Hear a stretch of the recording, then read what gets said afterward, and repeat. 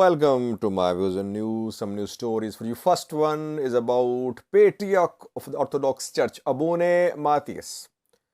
It was 10 years ago when Abune Mathias was elected as the Patriarch of the Orthodox Church. And today his 10th anniversary of his taking office was celebrated. Programs were held at church headquarters in Addis Ababa. Question is, how will Abune Mathias' 10-year tenure be remembered? Did the church stand with the governments, or did the church take independent positions on different matters? Secondly, viewers, Tigray regional government, Tigray stakeholders are trying to form interim government. A Tigray media close to Tigray government has shared details of the share of TPLF opposition parties, TDF and Tigray scholars in the interim setup. And thirdly, viewers, Eritrea is interested in training its forces in Russia. That is what is being reported by a Russian news agency.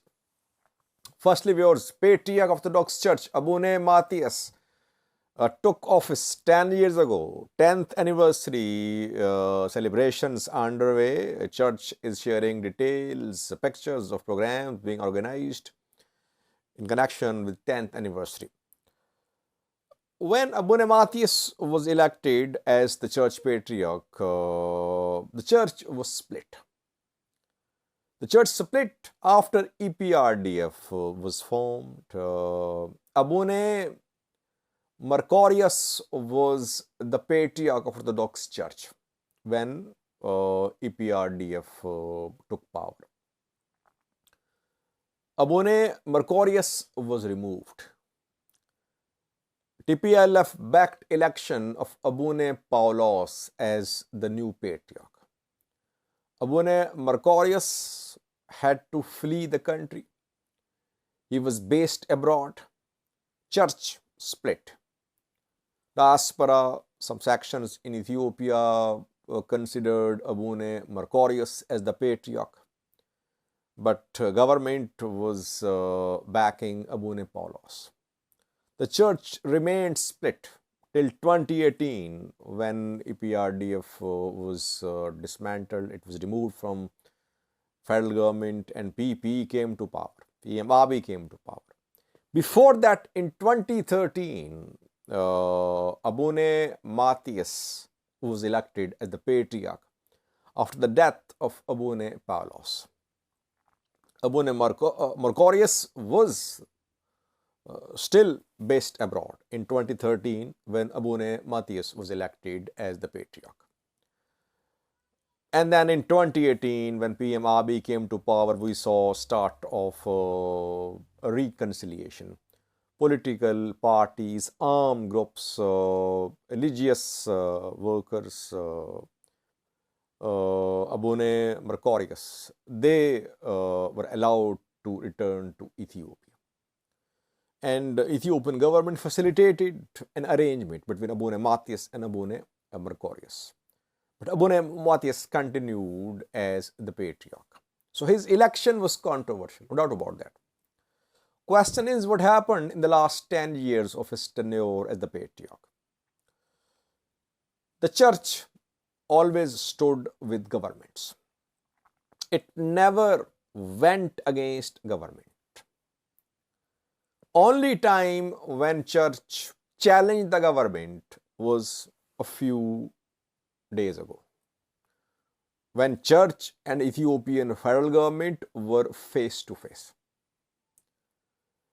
Ethiopian federal government, Oromia government, they were backing a splinter faction in Oromia. And the church was rejecting the other faction as an illegal group. We saw clear split. We saw head-on collision between the government and the church.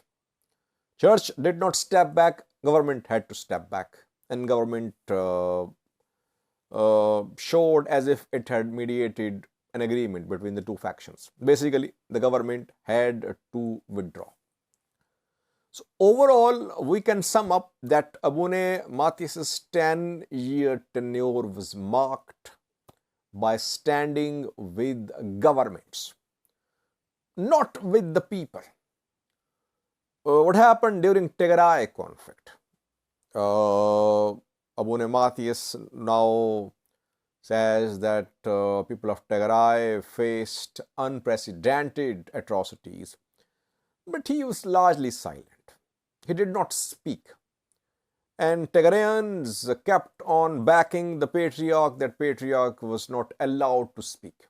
If he was not allowed to speak, he should have stepped down. He did not. Now, he is visiting Tigray. He visited Tigray a few days ago, 2 days ago. He was warmly welcomed there. Why? Because he is a Tigrayan. Ethnicity matters a lot in Ethiopia. Overall, church always stood with governments, not with the people. Why? Because church is a stakeholder in Ethiopia. It is one of power pillars in Ethiopia. Secondly, viewers, Tigray interim government is in the process of formation. It means, it seems some formula has been agreed without consultation with opposition parties. 2-day-long conference was held in Mekelle, Tigray's capital, and some broad principles were agreed upon for the formation of interim government. Sadkan was invited too, and he participated in the conference. And now some sources close to Tigray government are sharing details of this formula. Reportedly, Debretsion has managed to retain his position as Tigray president. Vice president, deputy president would be a lady, a female general from TDF, Ziodi Kiros. TPLF will have around 13 ministries. 13 departments will be headed by TPLF appointed members. Opposition will have 6 departments, 6 ministries if opposition joined the interim setup. 3 slots are for Tigray's scholars, etc. We could see 2 deputy presidents. One could be Ziodi Kiros, and the other could be a scholar, a teacher, Molovik from Tigray. Question is, when interim governments are formed to hold elections, are opposition and party in power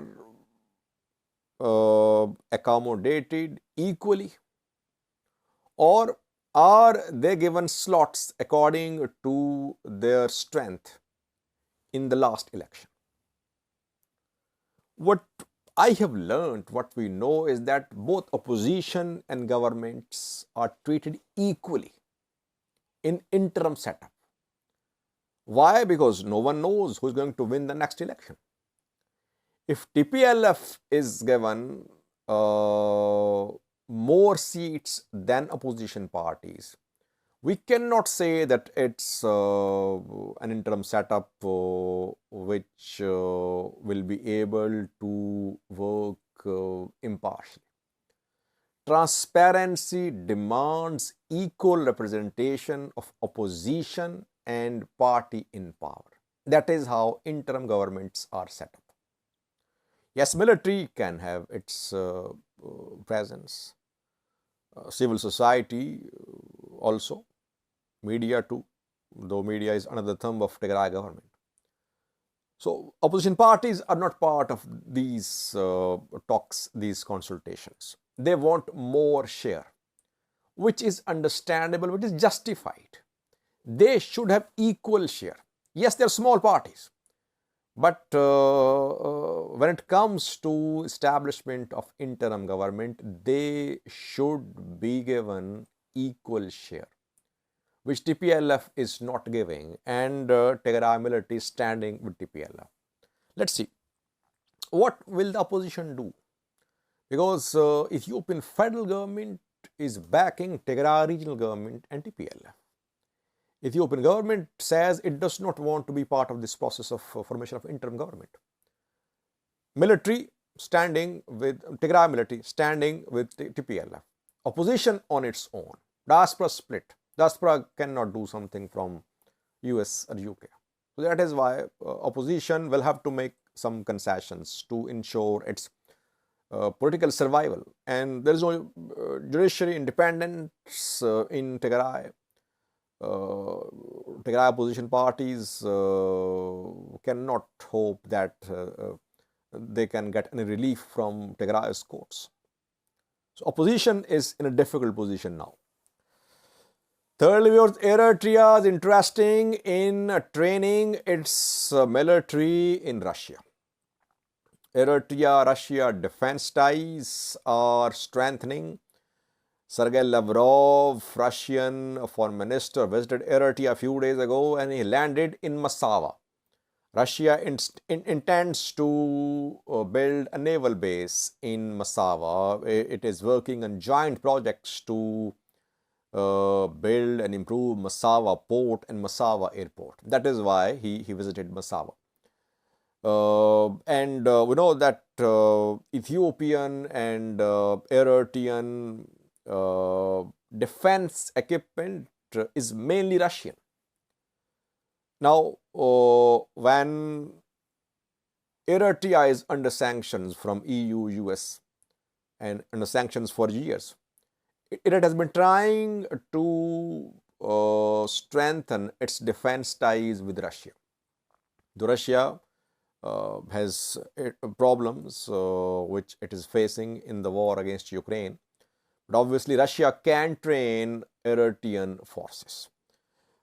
Eritrean ambassador to Russia talked to TASS, which is Russian news agency. And there he confirmed that Eritrea was interested in having its military trained in Russia. It's not just a statement. It means that this issue came under discussions. And we could see start of training of Eritrean forces in Russia. But only training is not enough. Eritrea needs modern equipment, weapons for its military too. And for that, it needs to explore its mineral resources and to use its geographical advantage. Obviously, if Russia is allowed to use Massawa as a port, Eritrea will get something in return. But it would be better if Eritrea could get something in return for the development of Eritrean people. Though focus of the government is on security. That is why what Eritrea will get in return, it seems, is going to be strengthening of defense ties, import of more weapons from Russia, training of Eritrean military in Russia. So ultimately, development sector will suffer. What Eritrean people need is use of Eritrean resources on development, on health, education, etc. Thank you for watching.